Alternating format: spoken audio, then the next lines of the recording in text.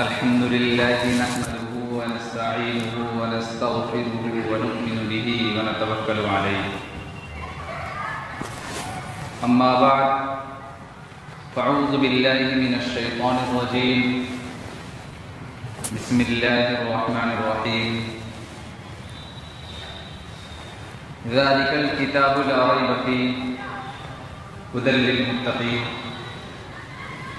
وقال النبي صلى الله عليه وسلم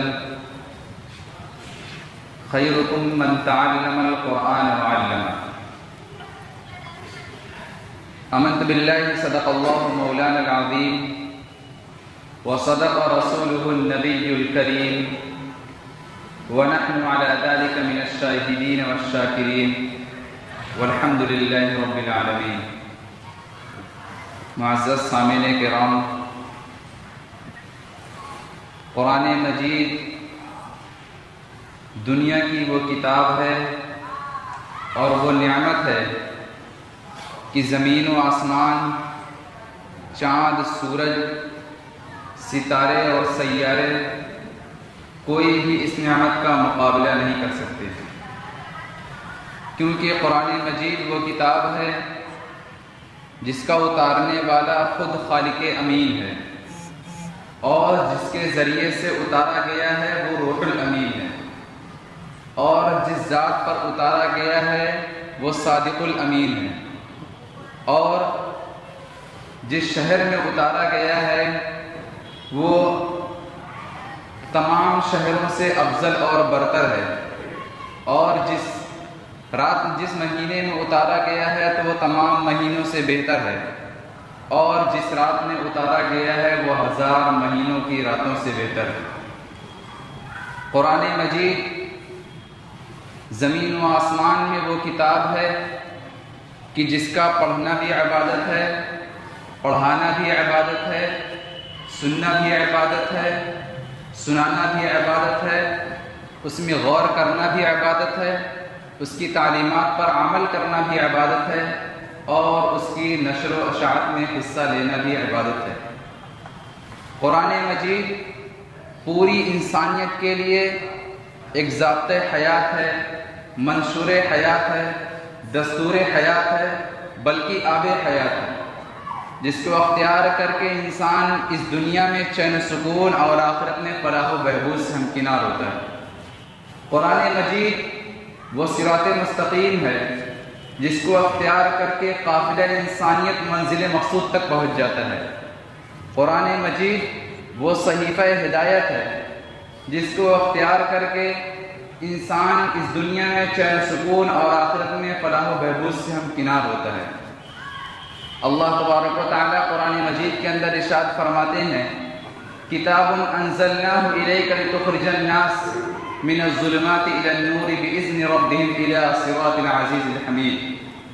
کہ قرآن مجید وہ کتاب ہے جس کو ہم نے آپ پر اتارا ہے تاکہ آپ اپنے پروردگار کے حکم سے لوگوں کو اندھیروں سے نکال کر اجالے کی طرف، یعنی اللہ تبارک و تعالیٰ کی راستے کی طرف لائیں. قرآن مجید وہ رسی ہے جو زمین سے لے کر آسمان تک پھیلی ہوئی ہے، جس کا ایک سرا اللہ کے ہاتھ میں ہے تو دوسرا سرا ہمارے اور آپ کے ہاتھ میں ہے. اگر اللہ کو چاہتے ہو، اللہ تک پہنچنا چاہتے ہو تو اس رسی کو مضبوطی کے ساتھ تھام لو، کیونکہ اس رسی کو تھامنے کے بعد کبھی گمراہ نہیں کیے جاؤ گے اور نہ کبھی ہلاک کیے جاؤ گے. قرآن مجید وہ کتاب ہے جو انسان کو کفر، شرک اور جہالت و گمراہی کے اندھیروں سے نکال کر ایمان و اسلام کی روشنی میں پہنچاتی ہے، بھٹکے ہوئے کو اللہ سے ملاتی ہے. قرآن مجید وہ کتاب ہے کہ اس روئے زمین پر اس جیسی کوئی کتاب نہیں ہے. قرآن مجید وہ کتاب ہے جس کے ذریعے دلوں کے زنگ دور ہوتے ہیں. اللہ کے حبیب اللہ تبارک و تعالیٰ قرآن مجید کے اندر ارشاد فرماتے ہیں یا ایھا الناس قد جاءتکم موعظۃ من ربکم وشفاء لما فی الصدور وہدی ورحمۃ للمؤمنین. کہ اے لوگوں، تمہارے پاس تمہارے رب کی جانب سے نصیحت نامہ اور سینوں کے امراض کی شفا اور ایمان والوں کے لیے ہدایت و رحمت آ گئی ہے۔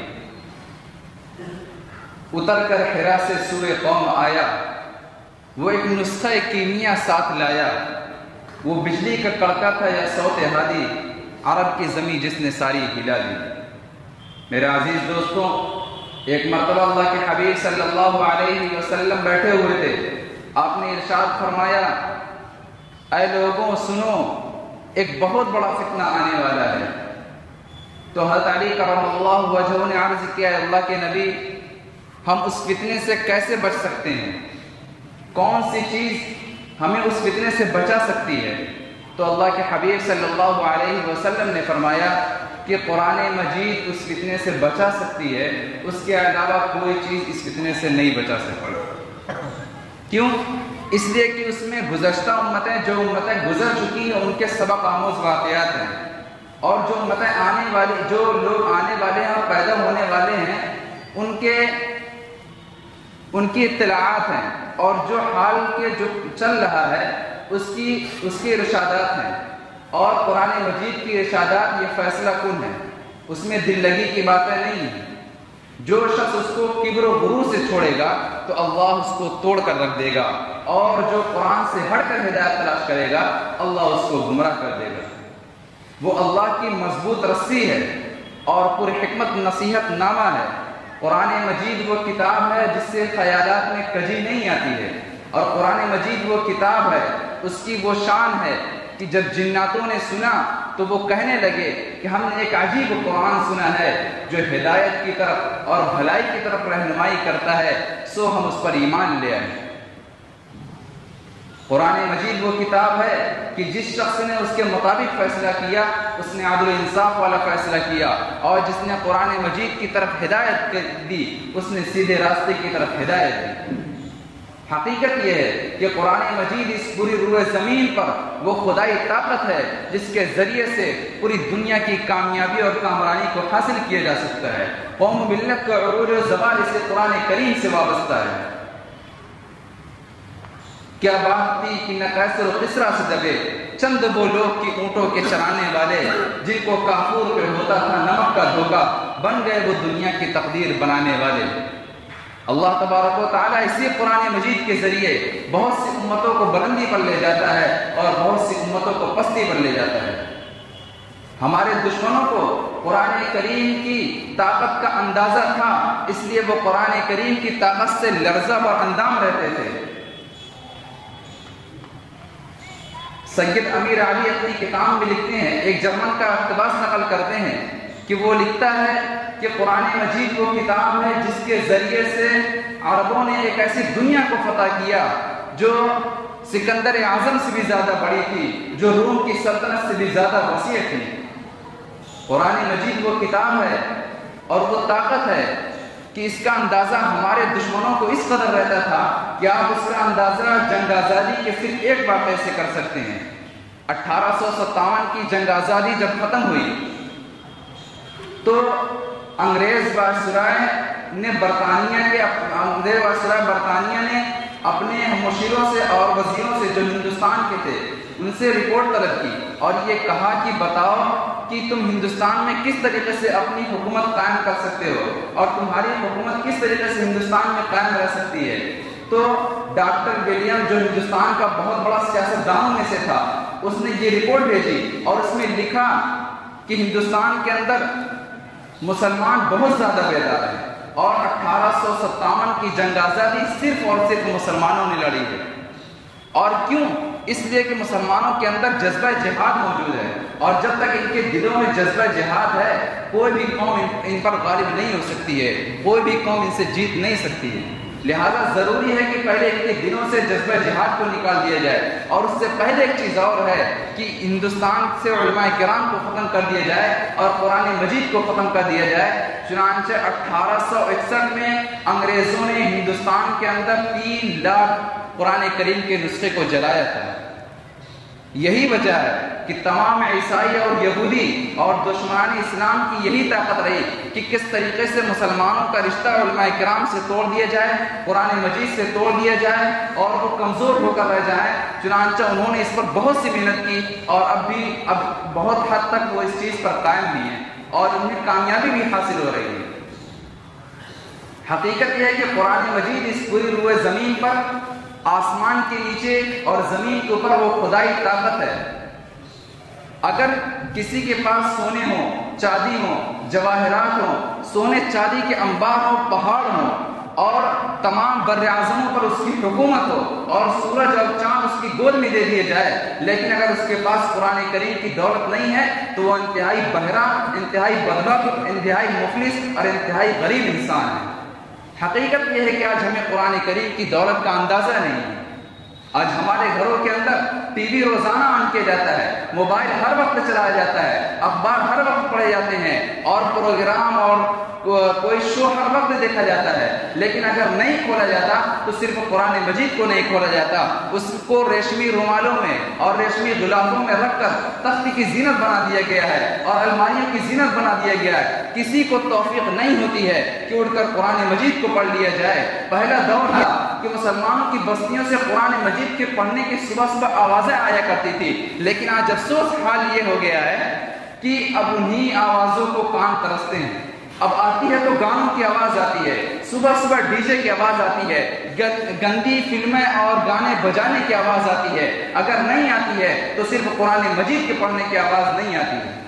قرآن مجید ہمارے گھروں میں الماریوں کی زینت بنا ہوا ہے، اور جب اسے وہ یاد کب آتا ہے؟ جب بہو بیٹی کو جہیز میں دینا ہوتا ہے، جب میاں بیوی کے درمیان کوئی اختلاف ہوتا ہے، جب بھولی ہوئی بات یاد نہیں آتی ہے، اس کو یاد دلایا جاتا ہے، تب قرآن مجید یاد آتا ہے۔ کاش کہ یہ قرآن مجید ہماری زندگی میں آیا ہوتا، کاش کہ یہ قرآن مجید ہمیں دفتر کی کرسی پر بیٹھتے ہوئے یاد آیا ہوتا، کاش کہ یہ قرآن مجید ہمیں تجارت میں یاد آیا ہوتا، کاش کہ یہ قرآن مجید ہمیں دستخط کرتے وقت یاد آیا ہوتا۔ لیکن کم سے کم اتنا کریں کہ اگر خود نہیں پڑھے ہیں لیکن اپنے بچوں کو قرآن کریم کی تعلیم سے آراستہ کرائیں، بغیر ناظرہ پڑھے، نہ کسی کالج میں، نہ کسی اسکول میں، نہ کسی یونیورسٹی میں، نہ کسی کام میں کہیں بھی نہ لگائیں جب تک قرآن مجید کو اس کے دل میں نہ اتار لیں۔ آج ہمارا حال یہ ہو گیا ہے کہ جب بچے اپنی توتلی زبان سے کچھ ادا کرتے ہیں تو اسے CAT کیٹ اور FAT فیٹ اور DG ڈاگ سکھایا جاتا ہے۔ قرآن کریم کی جگہ ان کے اوپر کتے بلی کو مسلط کر دیا جاتا ہے، اور جب وہی بچے بڑے ہوتے ہیں اور اپنے والدین کے اوپر ہاتھ اٹھاتے ہیں اور انہیں گھروں سے نکال کر لے جا کر اولڈ ہاؤس میں کر دیتے ہیں، تب وہی والدین پہنچتے ہیں مولانا کیا کہ مولانا ایسی تعویذ دے دیجئے کہ میرا بچہ ایسا لگتا ہے کہ ہم کو مار دے گا اور نکال کر مار کر کسی گومتی ندی یا کسی ندی نالے میں پھینک دے گا۔ مولانا کیا کرے اس میں؟ آپ تعویذ کو نہیں، آپ مولانا کو لے کر اپنے گلے میں لٹکا دیجئے، لیکن پھر بھی کچھ اثر پڑنے والا نہیں، کیونکہ آپ نے اس کی بنیاد ہی غلط ڈالی تھی۔ جب اس کو کچھ سکھانا تھا، کچھ بتانا تھا، کلمہ بتانا تھا، قرآن پڑھانا تھا، کچھ حدیث سکھانی تھی، تب تو آپ نے اسے CAT کیٹ سکھایا تھا، تو وہی کتا بلی والی حرکت آپ کے اوپر کرے گا، اور مرنے کے بعد وہی آپ کے قبرستان پہ جا کر سورہ فاتحہ کی جگہ اور قل هو اللہ احد کی جگہ اور سورہ یاسین کی جگہ، سورہ رحمان کی جگہ آپ کے اوپر وہی کتا بلی پا کر مسلط کرے گا۔ کاش کی یہ بات ہمارے اور آپ کے ذہنوں میں آ جاتی اور سمجھ لیتے اور اپنے بچوں کو قرآن کریم سے آراستہ کرتے ہیں۔ اللہ تبارک و تعالی ہمیں ان چند باتوں پر عمل کی توفیق عطا فرمائے۔ آمین وآخر دعوانا ان الحمد للہ رب العالمین۔